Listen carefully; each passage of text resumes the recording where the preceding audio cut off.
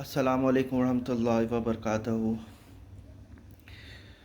अभी जो है हाल फ़िलहाल कोलकाता में इतना जो एक तरह से घटिया वाक़या हुआ है, रेप इंसिडेंट, रेप और मर्डर। और वो मतलब एक तो रेप, ऊपर से मर्डर, ऊपर से एक डॉक्टर का के साथ ऐसा हुआ है, ऊपर से हॉस्पिटल के अंदर हुआ है, और ऊपर से ये कोलकाता में हुआ है, which was suppose to be one of the safest city for the women in India. तो ये शॉकिंग अपॉन शॉकिंग चीज़ हो रही है। तो इससे एक चीज़ मैं क्लेरिफाई कर देना चाहता हूँ कि बहुत सारे लोग जो है, ख़ासकर मुस्लिम्स जो है, अल्हम्दुलिल्लाह अभी तो ऐसा कुछ नहीं बोल रहे हैं इस बारे में, और मुस्लिम्स भी सपोर्ट कर रहे हैं विक्टिम को, ठीक है। लेकिन एक कॉमन आर्ग्यूमेंट दिया जाता है, इससे रिलेटेड नहीं है, मैं एक जर्नल बता रहा हूँ, ठीक है। वो कॉमन आर्ग्यूमेंट ये दिया जाता है कि जो कि मेरा भी था कुछ सालों पहले, कि हिजाब से जो है ना रेप प्रिवेंट होता है। अब इस केस से कोई लेना देना नहीं है, लेकिन मैं ख़ास कर क्यों ये इस चीज़ को जो है ना डाइल्यूट करना या न्यूट्रलाइज करना बहुत ज़रूरी है। इसलिए ज़रूरी है कि जब तक हम लोग इस चीज़ को न्यूट्रलाइज नहीं करेंगे ना, हम लोग जो है विक्टिम ब्लेमिंग में जो है चले जाएंगे। और विक्टिम ब्लेमिंग क्या है कि यार देखो, अगर तुम जो है ना हिजाब नहीं पहनोगी, अगर कपड़े अगर ऐसे नहीं पहनोगी, तो यार लोग तो मॉलेस्ट करेंगे, लोग ये चीज़ तो होगा ही। ये सब मुसलमान का सोच नहीं है, मैं ये नहीं बोलता हूँ सब मुस्लिम्स का ये सोच है, ज़्यादातर मुस्लिम्स का ये सोच नहीं है, लेकिन बहुत सारे ऐसे मुस्लिम्स का ये सोच है। और हमारे उस्ताद डॉक्टर जाकिर नाइक भी ये चीज़ बोलते थे कि अगर आप किसी रोड पे जा रहे हो और एक लड़की है जो फुली कवर्ड है, हिजाब पहन कर है, और एक लड़की है जो कि शॉर्ट्स पहन के या शलवार जंपर पहन के या साड़ी पहन कर है, तो विच गर्ल विल ही टीज़। तो सब लोग बोलते थे जाहिर सी बात है, जो साड़ी पहने हुए या स्कर्ट्स पहने हुए वो लड़की को जो है छेड़ा जाएगा। तो इससे जो है ना एक तरह से विक्टिम ब्लेमिंग के ऊपर आ जाता है। लेकिन सवाल यहाँ पर ये पूछना चाहिए कि वो लड़के वहाँ क्या कर रहे थे, और लॉ एंड ऑर्डर क्या कर रही थी कि वो लड़के वहाँ पर बैठ के लड़कियों को छेड़ रहे थे। सवाल तो ये होना चाहिए ना।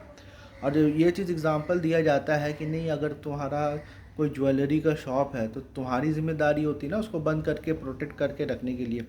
बात सही है, लेकिन फिर आप इस्लाम इस्लाम बोलना छोड़ दीजिए। फिर आप बोलिए कि भाई हम इस्लाम का जो स्टैंडर्ड है ना उसको मैं मीट नहीं कर सकता। क्यों नहीं मीट कर सकता भाई? हम लोग के पास हम लोग के ट्रेडिशन में ऐसा भी है कि दरवाजे में कोई ताला नहीं होता था। क्यों नहीं ताला होता था? क्योंकि चोरी नहीं होती थी। आप कोई भी चीज़ किसी भी जगह जो है छोड़ के जा सकते थे, ठीक है। तो क्यों? क्योंकि पता है यार चोरी तो होगी नहीं, चोरी अगर होगी तो चोर के हाथ कटेंगे, ठीक है ना। तो लॉ एंड ऑर्डर जो है वो सख्त था, ठीक है। तो हम लोग पहले जो है ज्वेलरी का शॉप भी छोड़ के ना बंदा नमाज़ पढ़ने चला जाता था। तो ये है स्टैंडर्ड ऑफ इस्लाम। तो इस स्टैंडर्ड को आप गिरा के ना, जब आप बोलते हो कि नहीं ज्वेलरी शॉप में भी ताला लगेगा, तो फिर आप अपना स्टैंडर्ड ऑफ इस्लाम को गिरा रहे हो, स्टैंडर्ड ऑफ मुस्लिम को गिरा रहे हो। नॉर्मल सर्कमस्टेंसेस पे जहाँ लॉ एंड ऑर्डर नहीं है, वहाँ पर हमको अपने घर को ताला लगा के रखना पड़ेगा।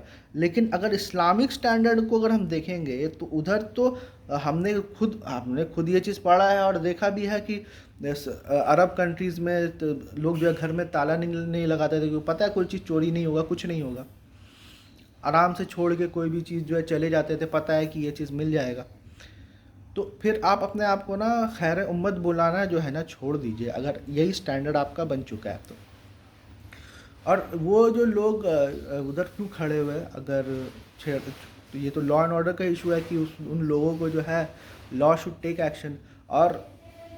और इसके जवाब में बहुत सारे ऐसे जो लिबरल मुस्लिम्स हैं या फिर जो नॉन मुस्लिम्स है, जो वेस्टर्न पीपल है, वो बहुत अच्छा जवाब देते हैं। जो कि इस जवाब के ऊपर तमाचा है, वो बोलते हैं कि हमारी लड़कियां जो चाहे पहन सकती है, तुम उसको कुछ करके तो दिखाओ। ये उनका आंसर है और एज़ कम्पेयर टू हमारा आंसर, ठीक है। तो देखो दोनों वाले आंसर में कितना फ़र्क है।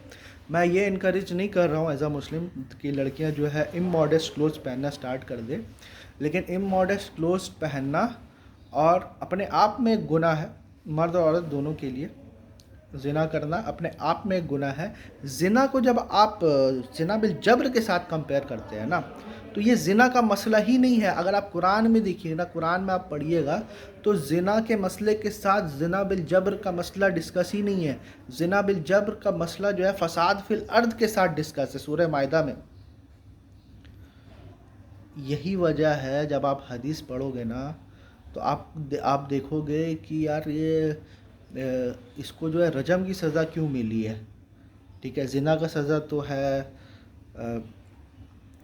कोड़े लगाना कुरान में, तो इसको रजम की सज़ा क्यों मिली। और बहुत सारे लोगों को गलत फहमी है क्योंकि शादीशुदा रजम है और जो कुंवारा है उसके लिए जो है ये है। हालांकि जब आप डीप डिप कीजिएगा, सब हदीसों को इकट्ठा कीजिएगा, उसमें से जो एरर है, कॉन्ट्रडिक्शंस है, उसको हटाइएगा तो आपको ये बात पता चलेगा कि ये एक्चुअली रेप की सज़ा है। इस्लाम में रजम करना ये रेप की सज़ा, ये रेपिस्ट को दिया जाता है। और आम जिना की जो सज़ा है उसको वो कोड़े की सज़ा है। इसमें शादीशुदा और गैरशुदा शादीशुदा का कोई लेना देना नहीं है, अलग टॉपिक है। लेकिन मैं सिर्फ जो हूँ एक अलग टॉपिक है, लेकिन मैं सिर्फ एक ये बताया हूँ कि इस्लाम में रेप का पनिशमेंट है सज़ाए मौत। और सिर्फ सज़ाए मौत नहीं, तकतील है। तकतील का मतलब आप समझ रहे हो, तकतील का मतलब इबरतनाक तरीके से सज़ाए मौत, तड़पा तड़पा के मारो। जिस तरह से रेप में तड़पा तड़पा के मारा जाता है उसी तरह। और इसमें यह ज़रूरी नहीं है कि रेप एंड मर्डर हुआ तब, सिर्फ रेप में भी तड़पा तड़पा के मारो। ये सज़ा है रेप की इस्लाम में। ठीक है, इसको नाफिज करो। मैं तो बोल रहा हूँ उसको नाफिज करो। आप दुबई देख लो, आप कतर देख लो, आप सऊदी देख लो, जो जीसीसी जितनी भी अरब कंट्रीज़ है वहाँ पर वुमेन प्रोटेक्शन देख लो। मानते हैं कि सऊदी में जो है थोड़ा बहुत एग्जैजुरेशन हो गया था, ड्राइविंग वगैरह करने नहीं दिया गया था, ठीक है। लेकिन आप दुबई देख लो ना, दूसरे कंट्रीज़ देख लो जहाँ पर फॉरेन लोग भी जाते थे, जो मर्जी आता था वो कपड़ा पहनते थे और किसी की मजाल है कि उनको कुछ कोई छू ले। मेरा दोस्त बोलता था कि भाई हम लोग वो शायद ओमान में था, वो बोलते थे कि हम लोग जो ऊपर पहाड़ में जाते थे और अगर दूर में लड़कियां रहती थी ना, पहाड़ है सुनसान जगह, दूर में लड़कियां अगर बॉन फायर करती थी ना तो किसी की हिम्मत नहीं होती थी ना उन लोग से जाके बात करने की। वो बोलते थे कहाँ से पुलिस प्रकट हो जाएगा तुमको पता भी नहीं चलेगा। एक इंसिडेंट मेरा सऊदी का दोस्त ने एक्चुअली मेरा अंकल बता रहे थे कि एक बार एक लड़के ने एक छोटी बच्ची को, बहुत क्यूट बच्ची थी, उसको जाके, हम लोग नहीं कहते बच्चों के साथ, ऐसे थोड़ा सा पुचकार दिया। अथॉरिटीज़ आ गई, वो बोली क्या तुमने इसके पेरेंट्स से पूछा इसको छूने से पहले। ठीक है, और उसको अरेस्ट कर लिया गया। उसको तब तक अरेस्ट कर लिया गया जब तक उसकी कंपनी से आकर उसको छुड़वाया नहीं गया। तो ठीक है, सऊदी आप बोलोगे कि बहुत हद से ज़्यादा स्ट्रिक्ट है, वुमेन के लिए भी बहुत स्ट्रिक्ट है, लेकिन बाकी सब भी जो कंट्रीज़ है, दुबई हुआ, अपना कतर हुआ, ओमान हुआ, ये सब में तो आप बहुत सारे, खासकर दुबई का मैं बता रहा हूँ, ये सब में तो लड़कियाँ जो चाहे वो पहन सकती है। लेकिन आप बता दो मेरे को एक ज़रा सा भी कि कोई भी रेप का इंसिडेंट हुआ होगा और उसको सीरियसली नहीं लिया गया होगा। किसी की हिम्मत नहीं होती है किसी भी औरत को वहाँ पर वायलेट करने की, किसी की भी हिम्मत नहीं होती। क्यों? क्योंकि वहाँ पर लॉ एंड ऑर्डर स्ट्रांग है। और रसूलुल्लाह सल्लल्लाहु अलैहि वसल्लम ने भी जो है अमन की मिसाल दी है कि एक औरत जो है अकेली जो है हीरा से लेकर काबा में ये ट्रैवल कर देती। तो साहबी पूछते तो फिर ये डाकू वगैरह कहाँ गए? तो वही चीज़ रसूलुल्लाह सल्लल्लाहु अलैहि वसल्लम बताना चाहते थे कि एक इतना अमन और अमान, इतना अमन होगा एक टाइम, क्योंकि उस वक्त रसूलुल्लाह सल्लल्लाहु अलैहि वसल्लम के टाइम पे अमन उतना नहीं था। तो रसूलुल्लाह सल्लल्लाहु अलैहि वसल्लम ने प्रेडिक्ट किया कि इतना अमन होगा कि जो डाकू है, सॉरी, एक वुमेन जो है अकेली सिर्फ अल्लाह का खौफ लेके दिल में, बिना किसी डाकू से या वुल्फ से डरे हुए हीरा मतलब इराक से काबा जो है वो ट्रैवल करेगा और उसको किसी बात का डर नहीं रहेगा, सिर्फ अल्लाह का खौफ होगा उसके दिल में। तो ये चीज़ एक अमन की निशानी है, औरत की सेफ्टी एक कंट्री के अमन की निशानी है। यहाँ औरत सेफ़ है मतलब सब सेफ़ है। तो ये चीज़ हम लोगों को करना चाहिए। और आप सूरह अहज़ाब पढ़िएगा, वहाँ जिल्बाब वाली आयत तो दिखती है, उसका अलग पर्सपेक्टिव है मेरे पास कॉन्टेक्स्ट के साथ। लेकिन ये नहीं दिखता है कि नीचे क्या लिखा होता है कि ये स्कैंडल हो रहा था, जिस पे अल्लाह ने बोला है कि अगर अगर ये लोग जो है ना ये स्कैंडल बंद नहीं किए ना, तो इसको भरे आम में इन लोग को तख्तील कर लिया जाएगा, मैसेकर कर दिया जाएगा इन मॉलेस्टर्स को। और ये लोग रेपिस्ट और मर्डरर्स नहीं थे, ये लोग सिर्फ स्कैंडल करना चाह रहे थे।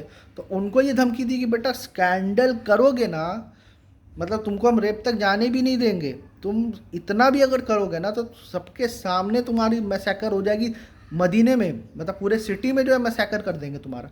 अब फिर अल्लाह बोलते यही अल्लाह की सुन्नत है, यही अल्लाह की सुन्नत है कि जो इस तरह से करे उसको मैसेकर कर दो, उसको ख़त्म कर दो, रेप का मौका ही क्यों दे रहे हो। तब जाके अमन और सेफ्टी आती है। इतनी जो रजम की जो हदीसें आपको दिखती है ना, वो बेसिकली रेपिस्ट के लिए है। इसलिए आपको देखिएगा कि कोई जगह जो है ना ऐसा भी हुआ है कि कोड़ा पड़ के एक बंदे को कोड़ा पड़ रहा है और फिर उसको रजम कर दिया। तो दो पनिशमेंट को क्यों उन्होंने रजम करा।